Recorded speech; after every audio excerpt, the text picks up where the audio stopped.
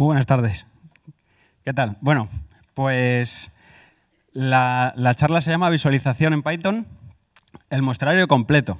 ¿Vale? Cuando Manuel me preguntó hace 2 meses, oye, dame el título, yo me vine arriba y conocía ya como 10 o 12 librerías y dije, pues venga, el muestrario completo.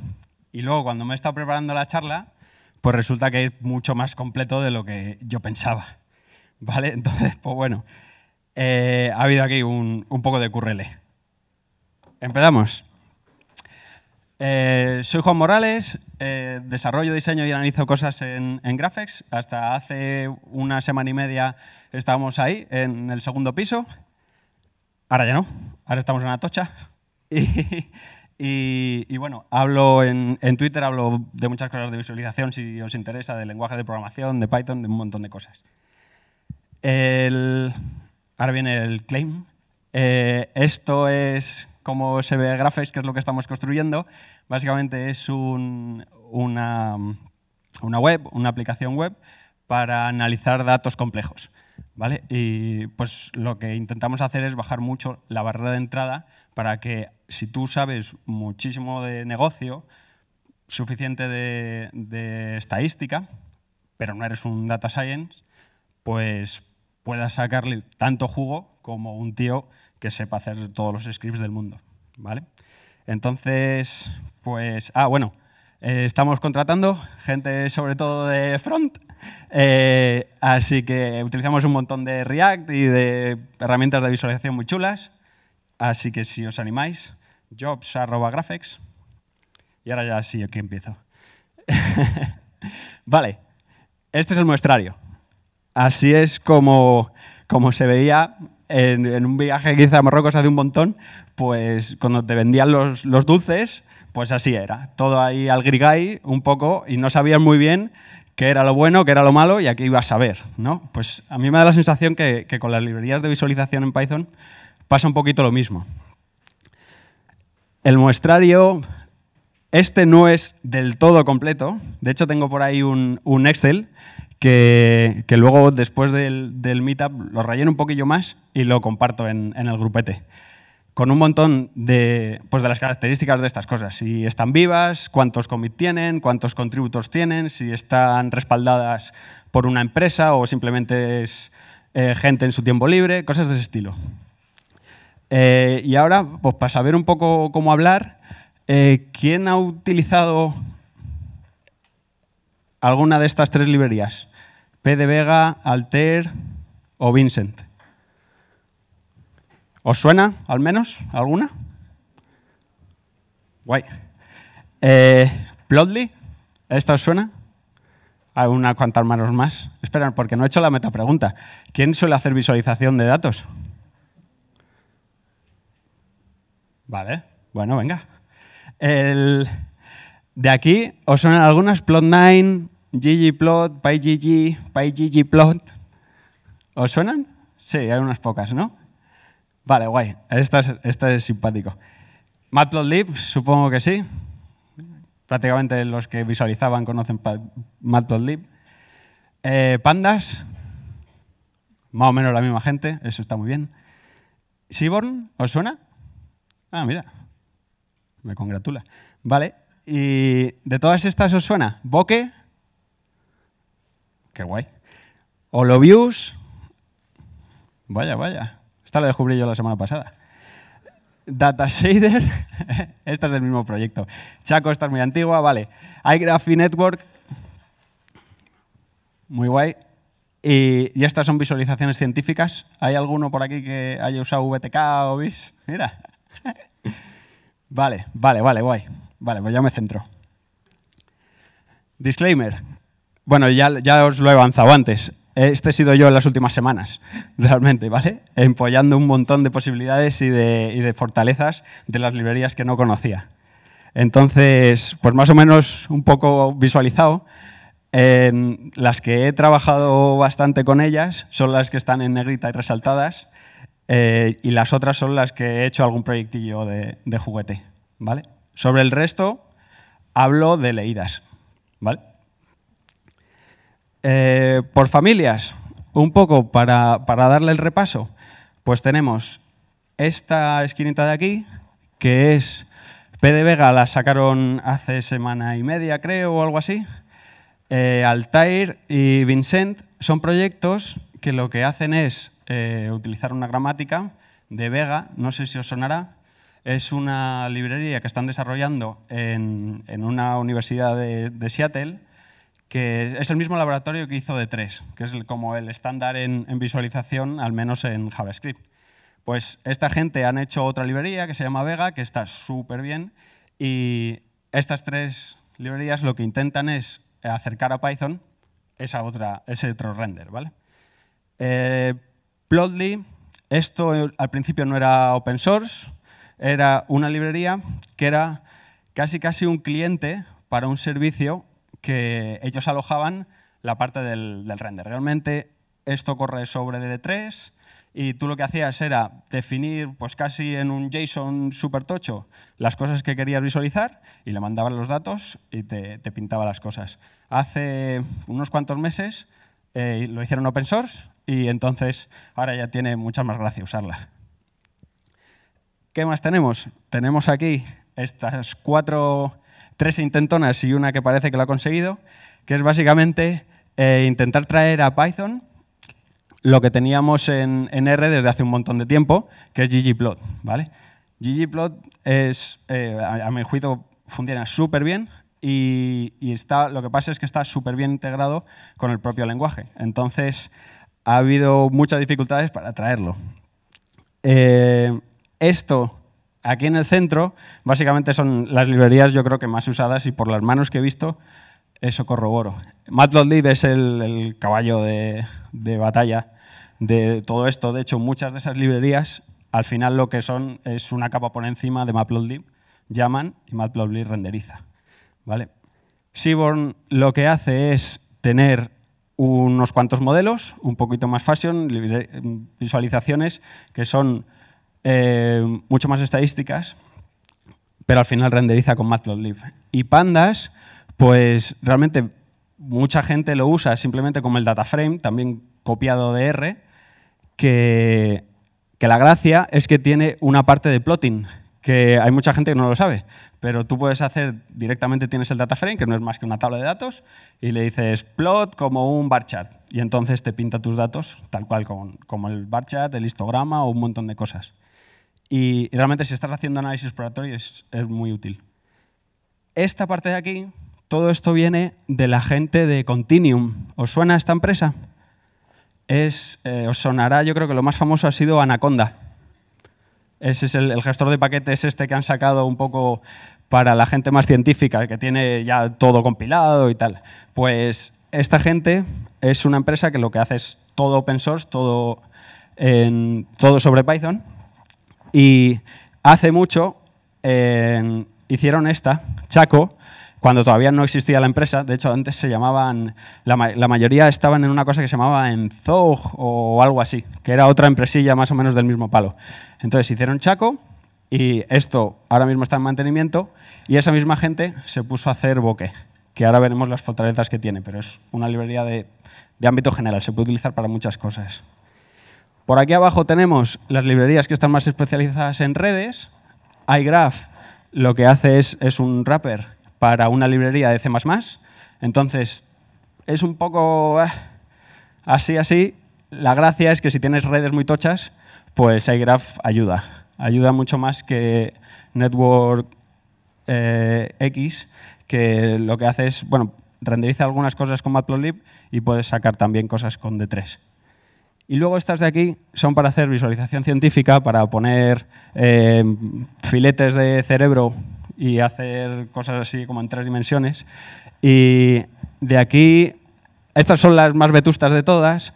VTK es el más potente, pero no tiene prácticamente documentación. Un poco más usable es Mayavi, que es un wrapper encima de esta.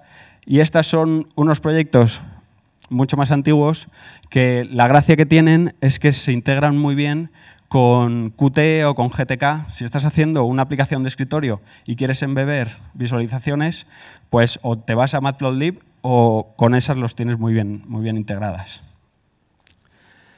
¿Cuáles están en desarrollo y en cuáles muertas? Bueno, las que tienen color fuerte están en desarrollo, las que están un poco más paliduchas, como estas, esas están en mantenimiento nada más, y las que están desaturadas del todo, esas están muertas, ¿vale? A esa ya no la mantiene nadie. Entonces, la pregunta es, ¿qué librería uso? ¿No? Pues bueno, depende de lo que te traigas entre manos. Otra pregunta que habría que resolver, ¿pero hay mejores librerías unas que otras? Pues de nuevo, depende, ¿no? De lo que te traigas entre manos. Y entonces, ¿cuántas tengo que manejar? Pues lo mismo de antes. Depende, ¿vale? Y bueno, ya hemos terminado. Espero que hayáis aprendido mucho. Bueno, no. En realidad, esto va de saber de conocer bien qué datos queremos visualizar y qué tareas queremos resolver, ¿vale? La gracia es entender la visualización como una herramienta para hacer algo. Entonces, los datos, pues según su semántica, podemos decir que son abstractos, localizados o algo así, o temporales. ¿Qué son esos de datos abstractos? Que suena abstracto. Pues son básicamente los datos que no tienen una geolocalización o una posición en un espacio 3 dimensiones, ¿vale? Que son la mayoría de los datos que nosotros utilizamos. En GIS, en geoposicionamiento, yo no me voy a meter casi, porque luego se mete Alicia, que sabe mucho más que yo de eso, y así que solo he puesto las que pueden hacer algunos mapitas, pero no son muy ambiciosos. Y luego, según la forma, pues pueden ser tabulares, que también suelen ser los que más utilizamos, o relacionales, que básicamente son redes, ¿vale? Y luego la tarea, lo que tenemos que saber es qué necesidad tenemos que cubrir, ¿vale? Si vamos a comunicar, si vamos a convencer a alguien, lo que sea, ¿vale? Entonces, para visualización estadística, esto de estadística es más o menos para esos datos que son abstractos. ¿Qué posibilidades tenemos? Pues nos quitamos, estos son datos tabulares normalmente, nos quitamos las de grafos, nos quitamos casi todas las científicas, nos queda PyQt si hay que integrar con Qt desesperadamente, y sobre todo las importantes son pandas y seaborn, porque son muy sencillitas y muy potentes, tienen mucho recorrido para las gráficas que son el ABC, digamos. Plot9, si habéis utilizado ggplot en R, esta ha calcado, por fin ha calcado el API, y entonces os vais a desenvolver muy bien con ella. Y luego PDVega es un proyecto simpático porque lo que han hecho es todas las funciones que tiene pandas de plotting, pues igualmente con el mismo API tú cargas PDVega y luego digamos que te hace como un monkey patching del objeto del data frame y puedes hacer un pdplot, creo que es, y la misma visualización que te haría con Matplotlib te la hace con Vega. Y diréis, ¿pero ¿y esto para qué? Bueno, Vega, la gracia que tiene es que es interactivo, ¿vale? Tienes zoom, tienes selección y además puede ser embebida en una web y sigue teniendo todas estas cosas y tiene lo que tiene es la gramática, o sea, la descripción de la visualización, que tú puedes cogerla y si la quieres llevar a producción, por ejemplo, nosotros utilizamos un montón de Vega, pues directamente coges el esquema ese, lo pones en tu página web y ya está funcionando, ¿vale? Ya puedes meterle toda la interacción que quieras y unirla con el resto de la aplicación y funciona bastante bien, ¿vale? En visualización científica, pues no es sorpresa que estas son las mejores. Y Matplotlib, que se presta a todo. Plotly tiene, los de Plotly son unos, han ido como picoteando de muchos lados. Entonces tienes pues, superficies en 3 dimensiones, tienes alguna que otra red por ahí, algún que otro mapilla, ¿vale? Tienes un poquillo de todo. Y también puedes pintar imágenes y cosas en 3 dimensiones. Y luego Datashader lo que hace es ponerte un servidor, utiliza la GPU, por eso se llama shader, porque todos los cálculos los hacen GPU, y entonces puedes pintar pues lo que sea, volúmenes, mapas, lo que sea, con un mogollón de datos, y luego lo que te hace es el streaming directamente de los bits y se ponen en la pantalla. Y para redes, pues sin duda la más potente es Network KX, Y si las redes son un poquito más grandes, pues con iGraph tenéis más velocidad. Y algunos algoritmos de layout más. ¿Vale? En Network KX están los más comunes. En iGraph hay unos poquillos más. Para mapas, ya os digo que no me meto en los de verdad. Esas librerías que están ahí puestas pueden pintarte un mapa. Normalmente lo que hacen es, si conocéis el formato este de topo.json, ¿os suena? Es como un JSON que lo que va definiendo son los contornos de los mapas. Pues la mayoría puede coger ese formato y luego le vas diciendo, pues en este patch que se llama, que puede ser la región de Murcia, pues ahí le pones el color verde, que significa que se come muy bien, lo que sea. Vale, eso de si lo que estamos haciendo es mirar los datos. Si miramos a la tarea, pues lo que hay que pensar es, creo yo, en estos términos, que es la visualización de datos se usa para 3 objetivos: para comunicar, para comprobar y para descubrir. ¿Vale? Entonces, así con un poco de este marco, a mí me resulta fácil encasillar lo que estoy haciendo y, en consecuente, pues decidir qué visualización voy a hacer. ¿Vale? Comunicar. Pues lo importante, comunicar es, pues eso, si necesitas hacer informes, presentaciones o necesitas hacer propaganda que se viralice por Twitter, ese tipo de cosas, pues es básicamente esta tarea. Aquí, ¿qué necesitamos o qué es requisito indispensable para utilizar una librería? Pues que los estáticos se generen con buena resolución. Ahí estamos cubiertos. O sea, todas las librerías que he visto te permiten sacarlo con un montón de resolución. Algunas incluso te permiten, en Matplotlib, por ejemplo, le puedes cambiar el backend para que te lo saque en SVG. No está todo soportado, pero bastante bien. Y luego deseables, ¿qué cosas queríamos? Anotaciones, que es básicamente lo típico que pones ahí un circulito y una flecha y pones, ¿esto es lo importante? Pues eso es una anotación y cuando estás comunicando, normalmente lo que quieres es hacer eso. Es si has encontrado un insight, que se dice en terminología Yuppie, pues pones un circulito, la flecha y dices, esto es lo que he encontrado. ¿Vale? Y luego transiciones. Las transiciones, aquí estamos en... Esto es donde gana sobre todo JavaScript a Python. En Python las cosas son muy estáticas, ahora vemos que se puede salir de ahí un poquillo, pero básicamente las transiciones sirven para comunicar. Si yo te estoy haciendo un storytelling, otra vez en Y, pues lo que necesitas es poner una visualización que refleje alguna propiedad de tus datos y transitar a otras si vas a ver un subconjunto o un highlight de eso, lo que sea.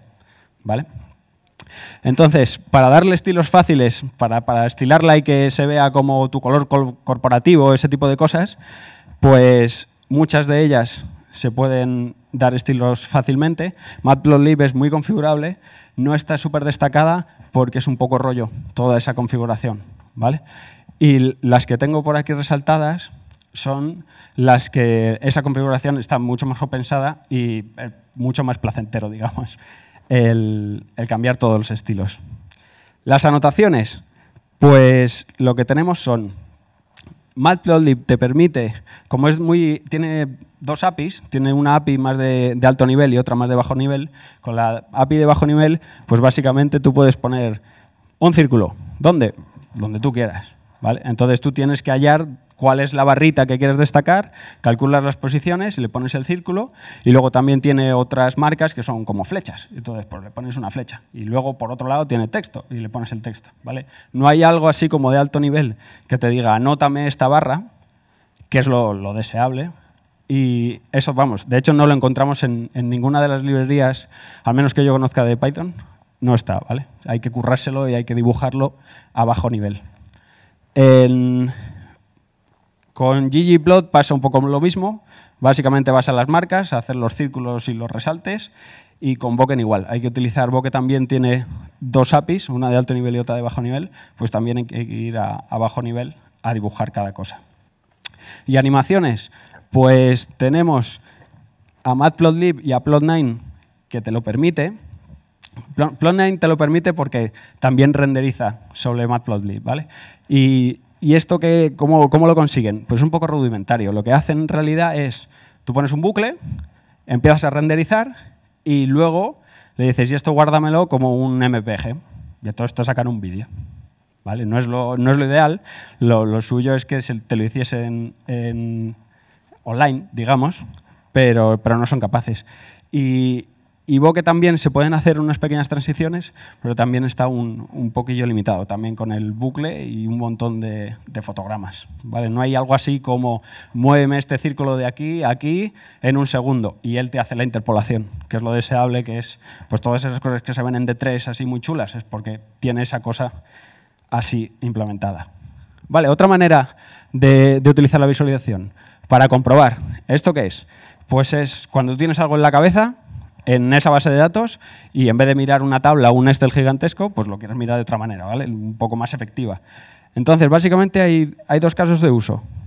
Tenemos la monitorización, que es el caso normal de esta tarea de comprobar, y normalmente eso se hace con los dashboards. Este palabra que parece que es lo único que se hace en visualización, pues básicamente esto está solo recomendado para cuando quieres comprobar algo. Si tú tienes todos tus servidores con un montón de errores, con un montón de cosas que también funcionan bien de vez en cuando, pues tú lo que haces normalmente es ponerte un dashboard y tener tus métricas importantes y comprobar que todo va según lo previsto, que normalmente no va. Pero para eso sirven los dashboards, ¿vale? Tableau, que supongo que lo conoceréis muchos, es una herramienta para esto. Si quieres hacer un chequeo puntual, para hacer debugging, por ejemplo, pues también ahí lo más importante realmente es la interacción rápida. En vez de la expresividad, o sea, cuando estás haciendo un dashboard, pues realmente tú te vas a tirar pues un rato preparándolo. Un rato, hay consultoras que se pegan un mes preparando un dashboard con Tableau. Y lo que necesitas es tener mucha expresividad. O sea, quieres poner cada métrica bien expresada para que se entienda bien. Cuando vas a hacer un chequeo puntual, en realidad lo que quieres es que vayas mucho más rápido. Simplemente lo pones y para adelante. En cuanto a expresividad, bueno, realmente las más expresivas son estas que están marcadas, Bokeh, Alter y Plot9. Estas las destaco como muy expresivas porque por debajo utilizan el concepto de gramática, que luego hablaré de ello. ¿Vale? Pero quedaos con el nombre, la gramática de Graphhouse. Y luego, para iterar rápidamente, pues realmente aquí lo que quieres es tener una API de alto nivel. ¿Vale? No quieres estar dibujando todos los circulitos, todas las líneas, los ejes. No, normalmente lo que quieres es, toma, te doy muchos datos y quiero un scatterplot, y tú te las apañas. ¿Vale? Entonces, para eso, Seaborn, Pandas y PDVega son la estrella. Y por último, descubrir, pues esto es básicamente lo que intentamos hacer nosotros en Graphes, es hacer análisis exploratorio de datos. Tú tienes un mare magnum de datos, no sabes muy bien lo que hay, a lo mejor tienes alguna hipótesis y empiezas a bucear para encontrar a ver qué es lo que hay. Entonces necesitas, por un lado, expresividad en la representación, para, si tienes una hipótesis que solo se va a comprobar muy bien con un tipo de visualización, poder hacerlo. Iterar rápidamente, porque normalmente el analista lo que le pasa es que se le van surgiendo las ideas y las va probando según las piensa. Si tardas un montón en hacer la visualización siguiente, pues realmente dices, bah, me da pereza, no voy a comprobar esta idea loca que se me ha ocurrido, ¿vale? Y a lo mejor estaba ahí, lo que hace que tu negocio sea la leche. Y luego tener queries iterativas. Esto viene un poco a lo mismo. Si realmente el insight está en la gente que te compra más de 10 veces al año, pues si lo tienes que hacer todo con queries SQL, a lo mejor no das con la tecla y pones esa query. Sin embargo, si tienes un slider, pues probablemente cojas y el slider lo muevas un poquillo y, uy, más de 10 veces, estos son los que yo quiero. Para queries interactivas, pues realmente, bueno, decir que todas, prácticamente todas, salvo estas científicas y algunas sí, se integran muy bien con Jupyter, con los notebooks, ¿vale? Entonces, aquí estamos bastante cubiertos porque el IPython, bueno, Jupyter, sacó los IPython widgets. No sé si os suena, pero básicamente tú puedes poner los widgets de selectores, de sliders, cosas de ese estilo, los puedes meter en el propio notebook. Y si no quieres utilizar eso, pues estas librerías tienen sus propios widgets, ¿vale? Entonces, ¿cómo elegimos las librerías?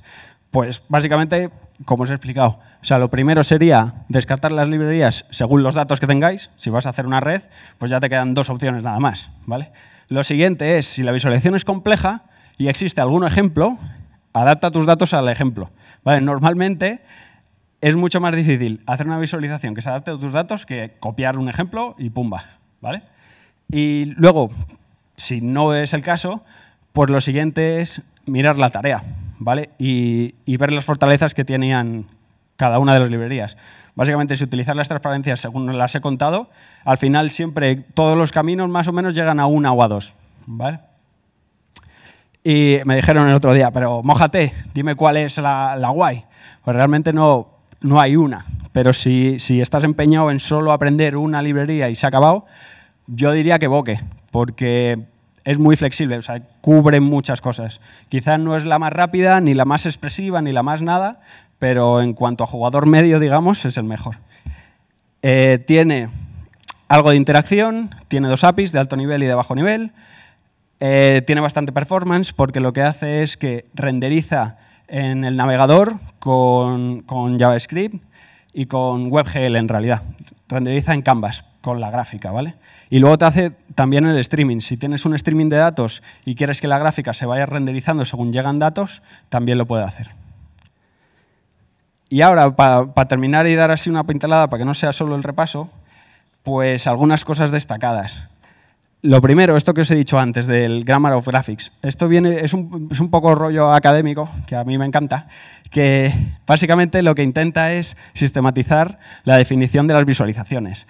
Y esto, que parece que da mucha pereza, la gracia es que te permite entender muy bien y saber cómo expresar las visualizaciones que tienes tú en la cabeza, sin necesidad de, a ver, el API cómo es para cambiar un cuadrado o un círculo o un no sé qué. Normalmente todas estas librerías son como muy ortogonales, ¿vale? Entonces, cuando más o menos lo has pillado, pues ya eres capaz de hacer visualizaciones que no están en los ejemplos, ¿vale? Entonces, estas que están aquí destacadas son las que se basan en gramáticas. La más popular es ggplot, este plot9 de aquí, que es básicamente se hizo sobre este libro, que es el que inicia toda esta corriente, ¿vale?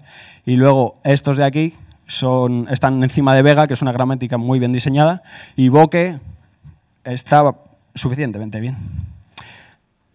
Seaborn. La gracia que tiene es una pequeña gema porque te hace algunos modelados de datos bastante simples, pero súper útiles, porque te mezcla la visualización con SciPy, ¿vale? Entonces tiene algunos modelos estadísticos. Por ejemplo, esto no es simplemente un heatmap. ¿Veis los dentogramas?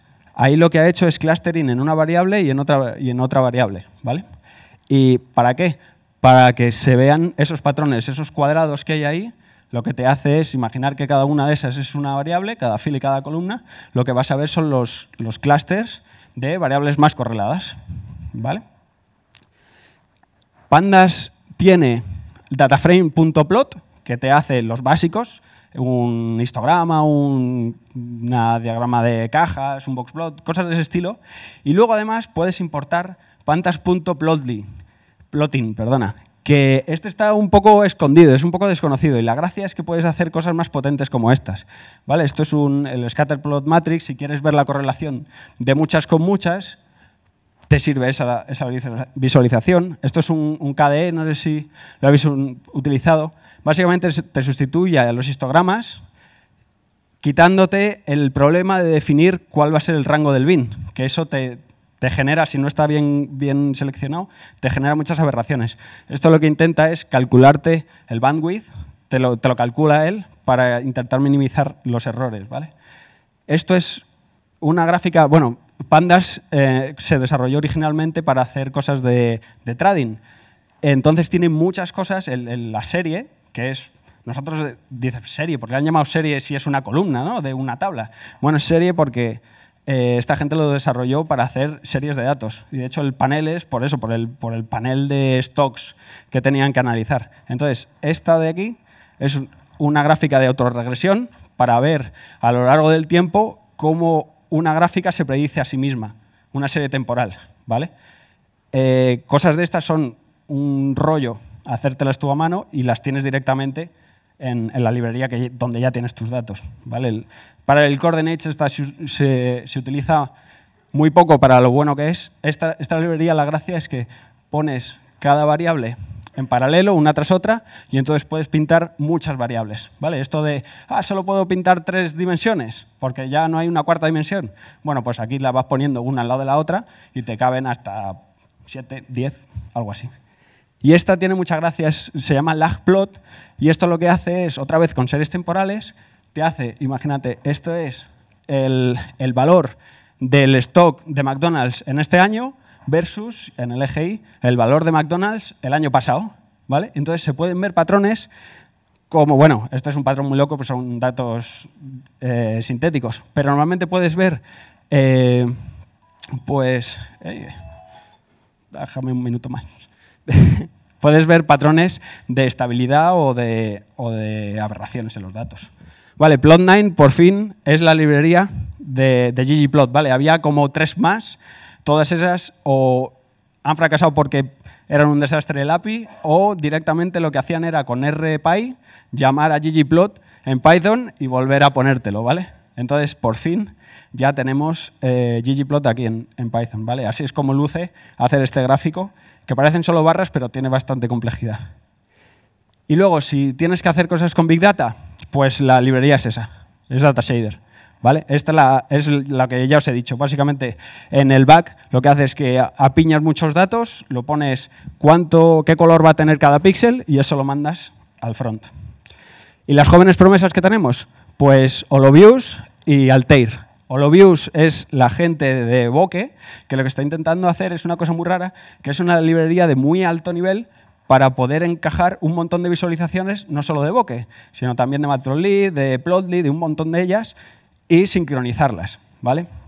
Y Altair es esta librería que ahora mismo están cambiando a la versión 2, todavía están en beta, y la gracia es que tienes todo el poder de Vega desde el lado de Python. Entonces, tú puedes hacer, el Data Science de turno puede hacer una visualización muy chula y directamente lo sacas a Vega y directamente va a producción, ¿vale?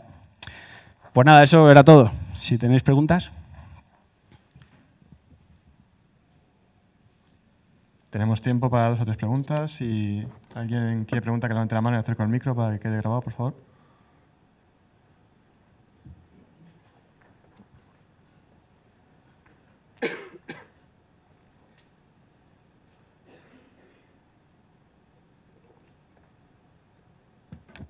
¿No? Frito. ¿Ninguna pregunta? Pues nada, lo dejamos aquí. Muchas gracias, Juan. Un aplauso. Gracias.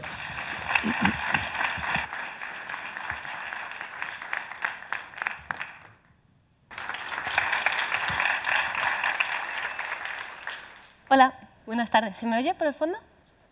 Vale. Bueno, pues como ha dicho Manuel, mi nombre es Alicia, soy backend developer en StyleSage y durante muchos años he trabajado en proyectos relacionados con el GIS. Ahora en StyleSage hago otras cosas, pero la verdad es que el GIS me enamoró en su día y entonces me gusta seguir conectada y me gusta seguir al día con este tipo de tecnologías. Entonces, bueno, esta va a ser nuestra agenda de hoy. ¿Vale? Vamos a ver, es bastante sencilla. Primero vamos a ver una introducción, luego vamos a ver GeoDjango y a continuación vamos a ver geoprocesamiento y visualización. Así que bueno, como el GIS es un tema que no es muy común quizás, me gustaría que levantaseis la mano los que conocéis o habéis trabajado con los sistemas de información geográficos. Vale, bien. ¿Y los que habéis trabajado o conocéis Django? Vaya, incluso menos que de GIS. Bueno, muy bien, pues vamos a empezar. ¿Vale? Empezamos con la introducción y como esta charla va bastante enfocada a GeoDjango, pues vamos a explicar por un lado la parte geo, la parte del GIS y por otro lado la parte de Django. Vamos a empezar con el GIS. GIS son las siglas de Geographic Information System, sistemas de información geográficos. Y en vez de contaros un rollo, pues vamos a ver frases y si yo creo que son verdad o no. Entonces, bueno, no os voy a pedir que levantéis la mano, pero podría apostar que la mayoría hacéis esta asociación, ¿vale? El GIS es eso de los mapas. Bueno, no voy a decir que sea mentira, porque mentira no es, pero para mí no es del todo verdad. Para mí decir que el GIS es eso de los mapas es como decir que el Data Science es eso de los reports, o es eso de los charts. Sí que es cierto que la mayoría de procesos Data Science terminan con un report o terminan con un chart, pero no es verdad que todo el proceso sea eso. Para mí el mapa es lo mismo. El mapa es una representación de datos geográficos, pero no siempre tiene que haber un mapa como resultado de un GIS. ¿No os ha pasado que ahora Google Maps os habla un montón? A mí la aplicación del móvil me salta un montón de notificaciones en plan, pues hoy el tráfico está más denso en tu zona, o ayer estuviste en este restaurante, ¿no quieres subir una valoración? Aunque todos tengamos un mapa en nuestra cabeza de eso, realmente no hay un mapa. Hay información geográfica, información georreferenciada y procesos que están cruzando esa información, haciendo análisis de proximidad y lanzándote notificaciones. Entonces, no vamos a decir que sea mentira, pero para mí no es del todo verdad.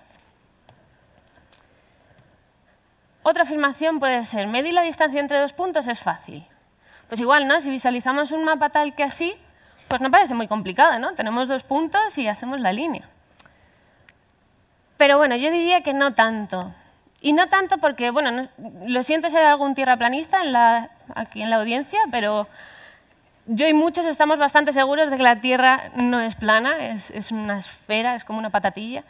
Y entonces esto lo hace muy complicado, porque normalmente los puntos los tenemos en latitud y longitud. Por tanto, la fórmula de Pitágoras, por decirlo así, no nos funciona, nos lo va a dar en grados. Y los grados normalmente no es lo que queremos kilómetros o millas.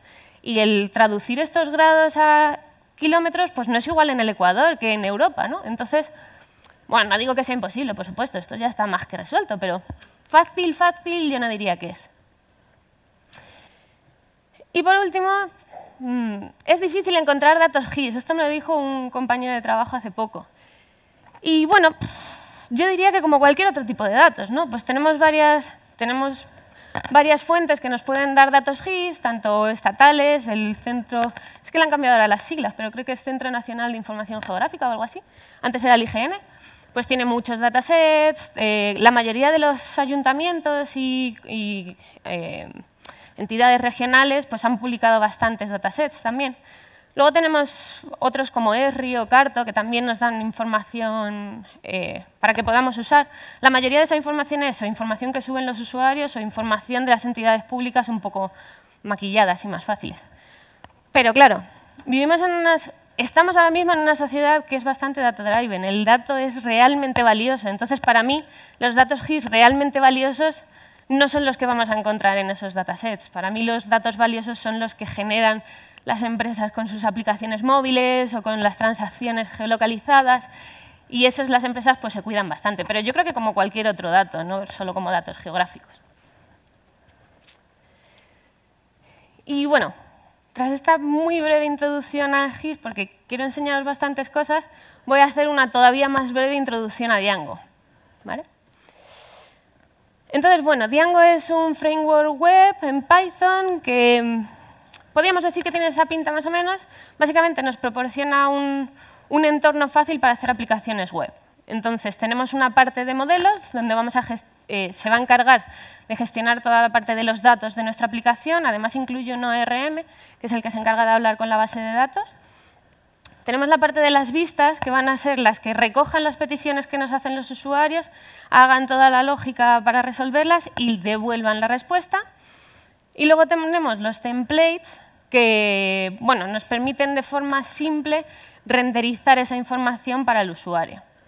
Y además tenemos los formularios, que también nos permiten manipular los datos de forma sencilla. ¿Okay? Todo esto está hecho en Python. Entonces, bueno, tras esta introducción vamos a ver de qué se trata GeoDjango. Bueno, pues GeoDjango no es más que una extensión de Django para poder darle un entorno geográfico, para poder trabajar con entidades geográficas, pero que además se ayuda de ciertas librerías GIS que no tienen que ver con Django y además trabaja con las geodatabases, con bases de datos geográficas. Vamos a ir un poco más en profundidad en cada uno de los tres temas. Por un lado, ¿qué aporta GeoDjango a Django? Bueno, pues en la parte de los modelos podemos utilizar, como ya sabéis, los modelos son clases donde tenemos distintas variables que son mapeadas a fields, a campos. Bueno, pues GeoDjango nos ofrece nuevos tipos de campos que son de tipo geometría. Es decir, vamos a poder tener un campo de tipo polígono, de tipo punto, de tipo línea, multipolígono, multilínea. Incluso tenemos, creo que, un geometry bug que te permite meter de todo, líneas, puntos y polígonos dentro de la misma entidad. Pero no solo que tengamos esos campos, sino que los filters que solemos hacer con Django, que normalmente le decimos pues que este campo alfanumérico sea igual a este otro, pues también vamos a poder hacer de la misma forma operaciones geográficas. Es decir, vamos a poder decirle, dame las entidades cuya geometría intersecte con este polígono, o dame todos los puntos que estén en esta línea, ¿vale? Y todo eso integrado con el propio ORM de Django.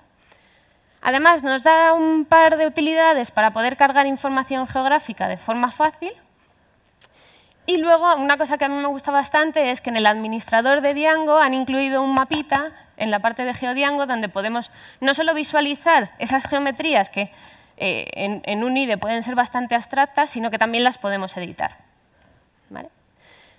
Pero toda esta lógica que hay debajo no la han hecho en Django, ¿vale? Aquí han sido muy listos y se han valido de librerías que la mayoría están en C y que son bastante reconocidas y que son bastante buenas para hacer toda la parte dura.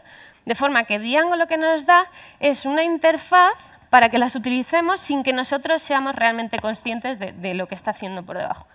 Entonces, bueno, si queréis que os funcione GeoDjango, como en la documentación os lo dirá, que os tenéis que instalar GEDAL y GEOS al menos.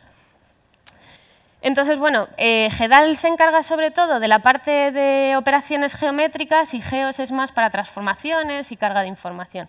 Pero bueno, como os digo, quedaros con el concepto de que GeoDjango nos sirve como una interfaz muy fácil para utilizar librerías que son muy reconocidas y que son muy potentes. Pero claro, esto está bien para las operaciones que hace más o menos en memoria, digámoslo así. Pero para las operaciones que hace con la base de datos, también se vale de bases de datos espaciales para hacer todo eso. Entonces, bueno, las que están soportadas son estas, PostGIS, que es la extensión geográfica de Postgres, Spatial SQLite, Oracle y MySQL. Si tenéis que elegir, yo claramente me decantaría por una de estas dos. No sé por qué hay mucha gente que tiene en la cabeza que MySQL es buena para bases de datos geográficas. A mí en general no me gusta, pero en este caso menos, ¿vale? Todo lo que está disponible en GeoDjango está disponible para PostGIS. Desde el principio apostaron por él y siguen apostando por él.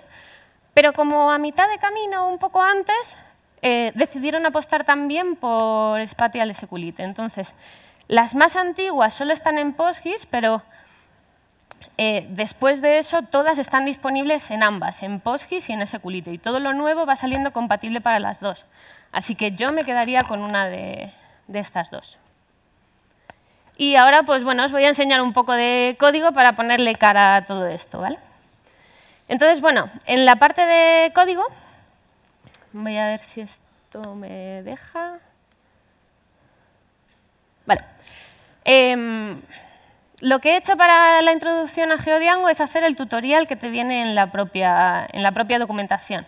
Así que os voy a enseñar una aplicación Django y lo que os voy a resaltar son las partes donde difiere de una aplicación Django normal, ¿vale? La parte GIS de GeoDjango. Este código no me da tiempo a subirlo, pero lo subiré este fin de semana como muy tarde a mi GitHub, así que os dejaré el link por si alguno se lo quiere bajar y cacharrear. Entonces, bueno, lo que os decía, tenemos una aplicación de Django, la aplicación es World Borders y el app sería World. En el tutorial lo que nos proponen es, nos dan un fichero shapefile, que para los que no lo conozcáis es un fichero de información geográfica, que ya está georreferenciado y que está, digamos, listo para cargar, y bueno, pues ver cómo lo hacemos con Django. Entonces, bueno, empezamos por el settings, ¿vale? El settings es un settings normal de Django, lo único que difiere es en este install app, ¿vale? Le tenemos que todo lo de GeoDjango está metido en este paquete. Entonces, bueno, aquí lo instalamos. Y en la base de datos, yo he hecho la prueba en un PostGIS, entonces no es el engine por defecto de Postgres, sino que tenéis que usar el engine GIS de Postgres, que en este caso es este, ¿vale? En el fichero URLs, todo normal.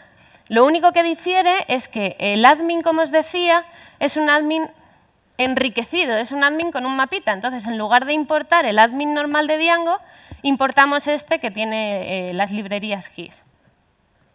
Y luego, dentro de la aplicación, nos vamos al modelo, ¿vale? El modelo son países, son geometrías de países. Entonces, tenemos información alfanumérica, como puede ser el nombre, el área, la población en 2005, etc. Y al final tenemos un multipolígono. ¿Por qué los países son multipolígono? Muy fácil, pensad en España. En España tenemos la península, pero también tenemos las Baleares, tenemos las Canarias, tenemos Ceuta, tenemos Melilla. Entonces, son varios polígonos, pero una sola entidad. Entonces, por eso es un multipolígono. En el admin, pues igual, en el admin tenemos que registrar nuestros modelos, registramos el world border, pero como siempre utilizando la librería de GIS. Y por último, en las vistas, en el tutorial de Django no viene ningún ejemplo de vista y me parecía un poco soso no hacer nada.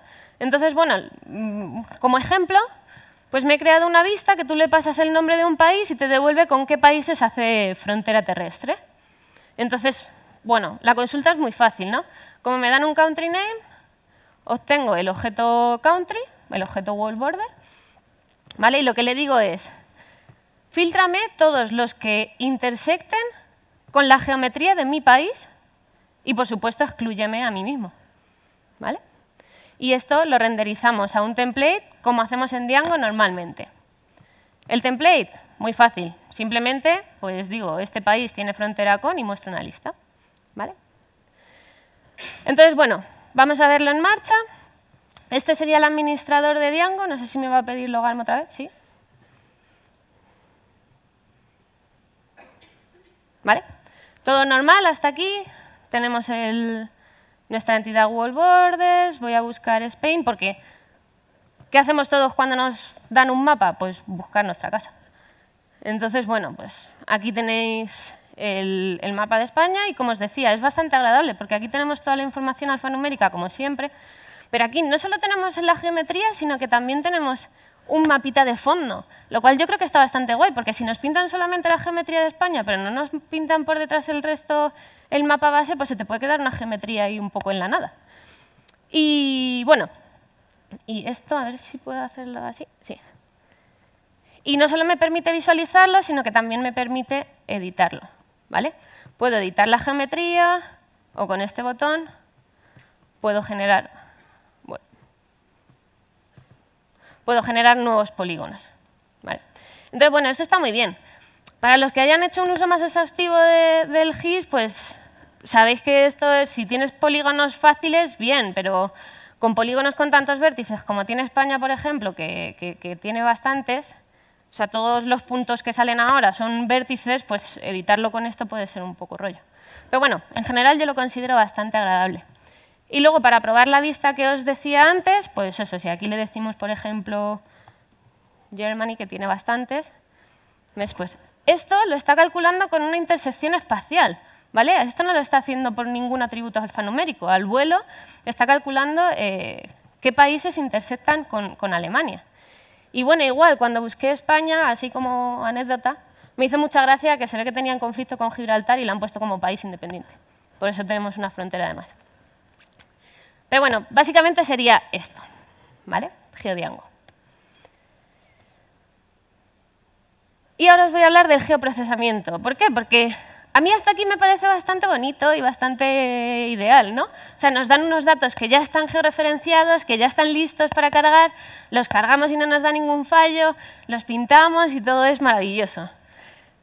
Pero para mí la realidad no es esa. Entonces, bueno, voy a explicar esta parte con un ejemplo. Este ejemplo nace de una de las últimas charlas de las PyLadies a las que fui, donde precisamente hablaban de pandas. Y cogían el dataset de multas de la Comunidad de Madrid, creo que era de octubre en ese momento, y lo cargaban con pandas y nos explicaban todo lo que podíamos hacer con pandas, porque la verdad es que son bastantes multas por mes. Pero claro, o sea, en esa charla vimos, y la propia ponente nos explicó, que, por ejemplo, una consulta como es en qué barrio o en qué distrito se ponen más multas, no podíamos hacerlo con pandas y con ese dataset tal cual, porque si agrupábamos por dirección, nos salía que donde más multas había era en el aeropuerto. Pero claro, el aeropuerto es un área bastante grande. Por ejemplo, el centro son un montón de calles chiquititas y a lo mejor cada calle no tiene muchas multas, pero todas las calles chiquititas que hay en el centro sí que acumulan muchas multas. Entonces, claro, sin una componente GIS no podíamos hacer ese análisis. Y entonces, bueno, pues yo recogí el testigo y dije, pues la próxima charla que dé lo vamos a hacer.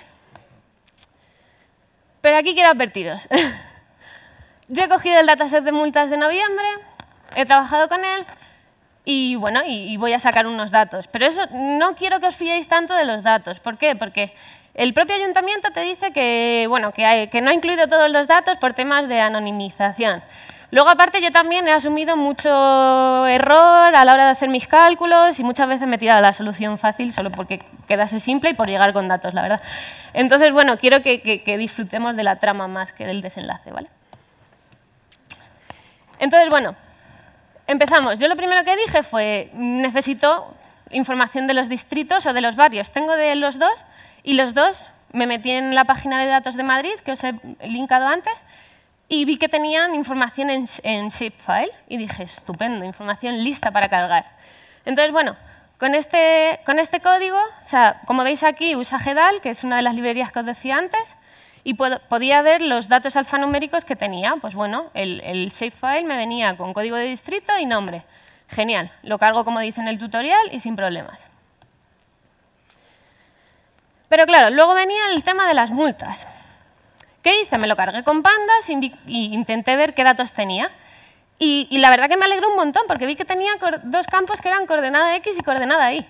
Entonces dije, genial, porque si tengo las coordenadas, pues es simplemente cargarlos en los puntos y ya lo tengo. Como veis, bueno, con pandas también vi qué pinta tenían los datos, pero lo he puesto un poco bonito porque si no quedaba regular. Los datos eran tal que de este tipo, ¿no? Y la dirección pues la podéis ver en lugar, que era Costa Rica. Y aquí podéis ver otro dato. Pero claro, cuando yo me puse a ver datos dije, perdona, ¿dónde están las coordenadas? Entonces, bueno, dije, voy a sacarme una estadística porque a ver si me metí en un jardín. Y efectivamente, de 232.000 registros, 175.000 no tenían datos de coordenadas. Entonces, claro, pensé, pues necesito un geocoder. Y entonces me tiré por la geocodificación. ¿Qué es la geocodificación? Bueno, pues es asignarle coordenadas a una entidad. No es más que esto. Este servicio lo ofrecen muchísimas, todos tenemos en mente a Google, pero bueno, lo ofrecen Carto, Esri, Bing Maps, un montón. Y bueno, esto es lo que te hacen, es que te intercambian una dirección y te dan las coordenadas. Que suena muy bien también, suena muy guay. Pero luego no es tan guay. A ver, sí es guay, pero es que hacer un geocodificador es muy difícil. Primero, porque necesito una base de datos de direcciones, en este caso, que esté súper actualizada. ¿A cuántos nos ha pasado que tenéis un GPS, no lo actualizáis y luego no sirve de nada porque las rutas que dices están mal? Pues esto es igual, un geocoder que no tenga el callejero súper actualizado no sirve de nada. Pero es que aparte los datos que le introducimos normalmente son muy malos. Y estos son ejemplos de datos que me encontraba en el dataset de multas de Madrid. Entonces, bueno, lo de las esquinas es bastante normal y los geocoders buenos suelen estar bastante preparados. Pero claro, luego tenemos no solo las esquinas, sino que tenemos abreviaturas, como las que veis ahí. No solo es la plaza o la calle, sino que también abreviamos los nombres cuando queremos. Luego tenemos carreteras y puntos kilométricos que igual, o sea, están anotadas como el policía de turno pues haya tenido a bien anotarlas, ¿no? Pero no hay una estandarización. Y luego pues hay datos que, en fin. Pero ya no solo eso, sino que nosotros cuando geocodificamos los datos le damos un contexto, pero normalmente el geocoder no lo tiene. Entonces, por ejemplo, si yo le pido calle Juan Bravo 23, el geocoder de Google me devuelve esto. Me devuelve la calle en Segovia, la calle en Ciudad Real y la calle en Móstoles. Y no sé por qué no me devuelve más, porque estoy segura que hay Juan Bravo en más sitios. Entonces, bueno, es algo que está muy guay, pero que también hay que tener cuidado. Entonces, bueno, os voy a enseñar más o menos cómo resolví esta parte. Vale. Me hice otra aplicación de Django, igual, todo muy parecido. Voy a ir al grano porque no me quiero extender mucho. Entonces, aquí tenemos los scripts y tenemos mi script de geocoding.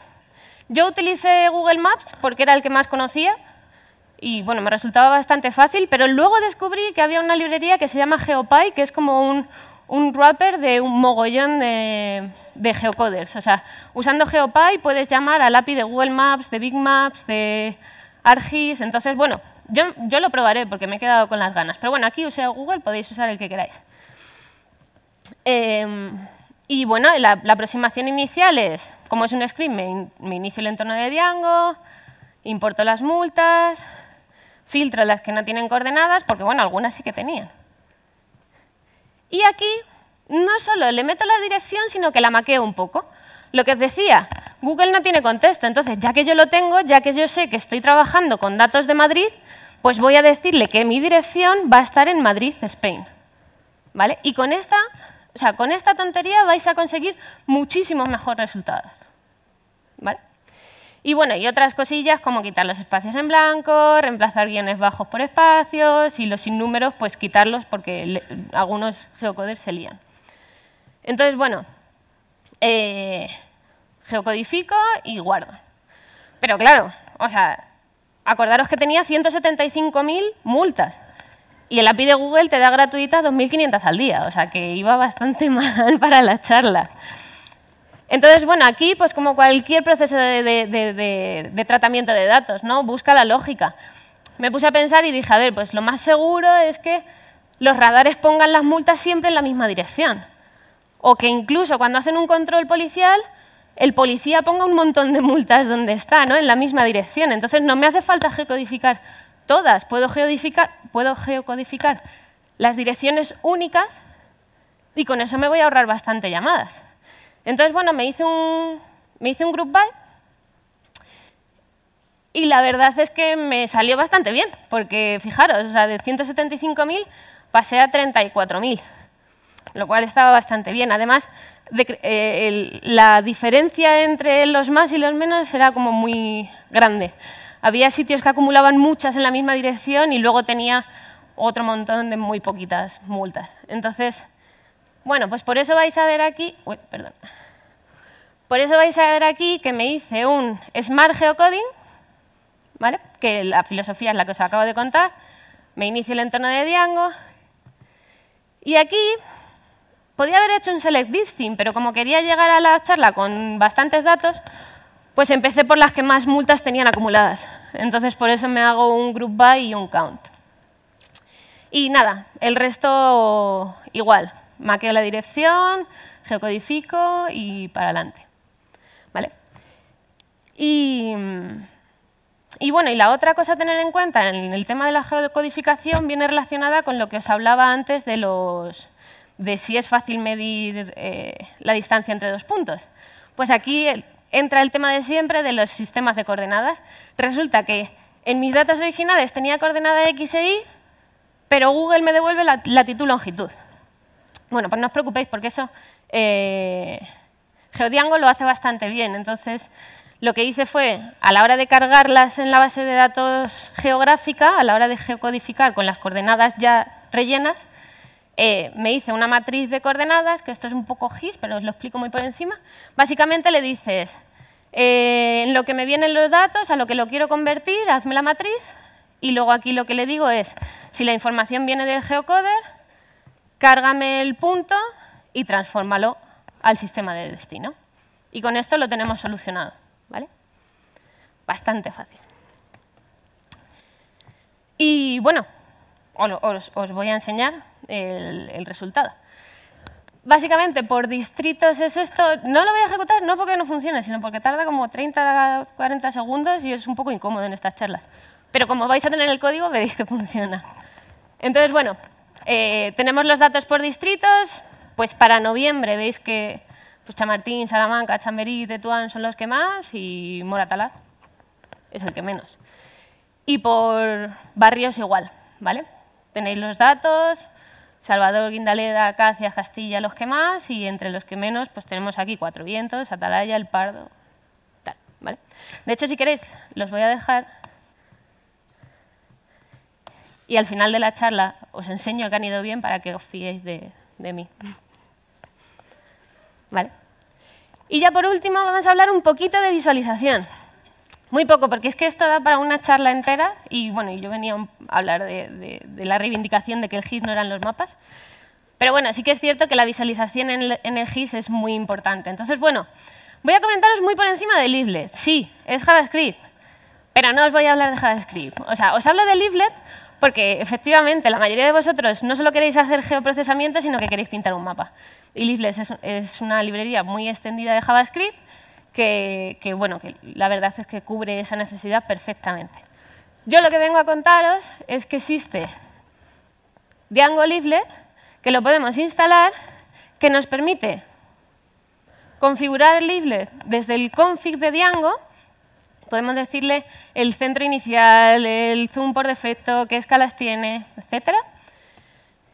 Y que podemos inyectar un mapa en el template de Django. ¿Vale? Le damos un nombre y usamos una nomenclatura tal que esa, y la verdad que está bastante bien. Y además, podemos usar Leaflet sin hacer nada. Podemos usar, bueno, nada más que eso. Podemos usar Leaflet en el administrador de Django, que os he dicho que me gusta mucho, pero que con Leaflet me gusta mucho más, porque, por ejemplo, este es el distrito de Barajas con GeoDjango por defecto y ese es el distrito de Barajas con Leaflet. Entonces, como veis, pues el mapa mola mucho más, nos da mucho más contexto y es más guay. Entonces, bueno, sin tocar nada de JavaScript, podemos meter Leaflet y hacer cosas guays. Y por último, esto no está relacionado con Python, esto es en general. Esto sería como se ven las multas si las enchufamos directamente en un mapa. Y como veis, pues esto no me dice nada. Entonces, bueno, dentro del ámbito del GIS existen truquillos, bueno, más que truquillos, existen pasos y existen técnicas para mostrar la información de forma que nos diga cosas. Entonces, bueno, esta todos la habéis visto. Ajustar cada información a su escala de visualización. En Google, cuando nos vamos a nivel de Mapamundi, solo nos muestra los nombres de los países. Si nos acercamos a nivel de España, nos muestra las principales ciudades y si nos acercamos mucho más, nos muestra calles y puntos de interés. No tiene ningún sentido que mostremos las calles a nivel de Mapamundi, ¿vale? Pues esto es algo que tendremos que tener en mente cuando hagamos una aplicación GIS. El configurar las llamadas a los datos en función de la escala de visualización que nos estén pidiendo. Otra técnica bastante guay es el clustering, ¿vale? Si estamos en una escala muy alta, pues agrupamos y mostramos el número y conforme vamos acercándonos, los puntos se van abriendo y van teniendo menos puntos acumulados, ¿vale? Yo creo que también casi todos lo conocéis. Y por último, también pueden ser útiles los mapas de calor, ¿vale? Normalmente tenemos una graduación de colores y nos suelen mostrar donde hay más densidad de puntos de un color y donde hay menos de otro. Entonces, bueno, para cierto tipo de análisis pues también nos pueden venir bien los mapas de calor. Y por mi parte nada más. Muchísimas gracias.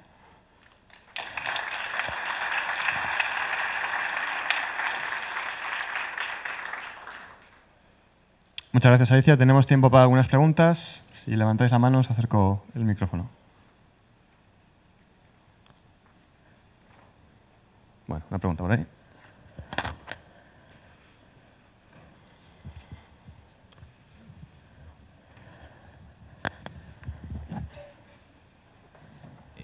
Bueno, lo primero, gracias por la charla. Sobre Django, ¿cómo es de open source y en cuanto a los datos que utilizas con él, cómo los trata? Eso por un lado. Y luego de este tema de visualización, que también me interesa bastante, ¿con qué herramientas lo llevarías a cabo? Vale. El tema de Django es una librería GIS, o sea que es totalmente open source, no pertenece a ninguna empresa que yo sepa. Y el tema de visualización, a ver, yo siempre he trabajado con GIS a nivel backend, entonces yo siempre me he valido de herramientas tipo QGIS, o bueno, cuando yo trabajaba con software de Esri, entonces trabajaba con ArcGIS, pero ArcGIS necesita licencia. Entonces, por ejemplo, las pocas visualizaciones que he mostrado aquí las he hecho con QGIS. Vale, gracias. A ti.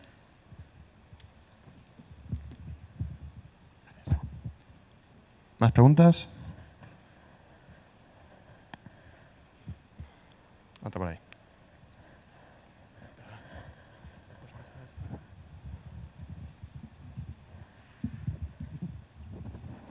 Hola, muchas gracias por la charla. Una preguntita. ¿Es posible utilizar Mongo como base de datos? ¿Es posible utilizar Mongo como base de datos? Pues dentro de las bases de datos que te ofrece GeoDjango por defecto, no viene. Con Mongo yo supongo, o sea, te voy a hablar por intuición porque no se me ha dado el caso. Con Mongo sí que puedes hacer operaciones espaciales, así que igual con Django normal puedes cargarte los modelos y hacer la integración con los modelos, y luego con la parte de GEDAL puedes hacer la parte geográfica. Es decir, dame estos elementos, si tienen información geográfica, con GEDAL lo hago, pero vas a perder toda la parte de ejecutar queries geográficas en la base de datos. De acuerdo, gracias. Nada.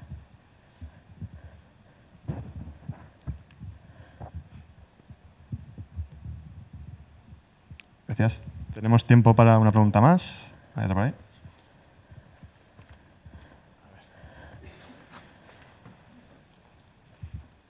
Sí. Hola, buenas. Muchas gracias por la charla. Y era sobre el tema de los nombres de las calles, las intersecciones y demás. Si hay algún tipo de preprocesamiento, por ejemplo, calle mayor y otra que es CL mayor, o si hiciste algo ahí para intentar eliminar, limpiar eso un poco. Sí, claro. O sea, a mí se me ocurren muchos y no es solo relacionado con el ámbito GIS. O sea, yo realmente lo que hice, como yo lo que quería era llegar a la charla con el mayor número de datos, al agrupar y echarle un ojo a los datos, pues sí que vi, pues eso, que todos los que ponía FDZ, pues podía sustituirlos por Fernández. O el tema de las abreviaturas de las calles, la mayoría de los geocoders suelen estar bastante preparados para ellos. De hecho, suelen estar preparados según el idioma. Pues en España le vamos a pedir normalmente calles, avenidas, plazas, y en Inglaterra, o sea, en inglés les vamos a pedir street, squares y tal. O sea, todo ese tema lo tienen bastante bien. El tema del nombre per se de las calles, pues yo te recomiendo eso, que eches un vistazo a tu dataset y que hagas toda la minería de datos que te haga falta y con operaciones alfanuméricas intentes. De hecho, yo realmente lo que hice fue hacer varias iteraciones, o sea, hacer una primera iteración con los datos tal cual los tenía, ver cuántos había rellenado, volver a iterar, intentar modificar. Por eso también daba la advertencia de podría haberlo trabajado mucho más, podría haber... Pero bueno, creo que tampoco era el objetivo aquí. Sí, sobre todo era por eso, si había alguna librería o algo que te evitara el picar manualmente las posibles... Claro, que yo conozca, no, pero porque como normalmente las direcciones las suelen poner humanos, pues la casuística... Vale, muchas gracias. Pero bueno, igual ahí no la conozco. Muy bien, pues muchas gracias. Lo dejamos aquí. Un aplauso para Alicia, por favor. Gracias a vosotros.